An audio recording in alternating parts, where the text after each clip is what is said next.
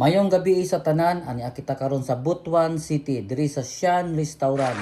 Diri mi nagkayusa para sa panihapon kay tungod diri gi-celebrate ang birthday ni Ate Ilda Andalan. Uban sa iyang kapikas na si Pastor John Andalan. Og amo nang gisugdan ang mga pag-ampo aron makasugod na pud mi panihapon.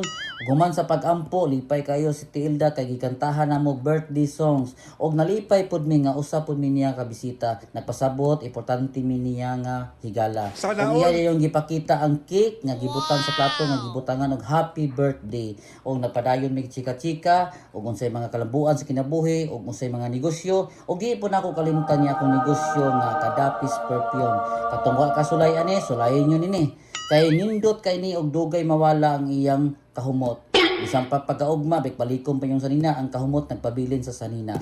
Tanawa ni sila karon ng gawas, hindi katawa, kay tungod pariyan sila baho sa akong perfume. Ug maura to, ug daghang salamat.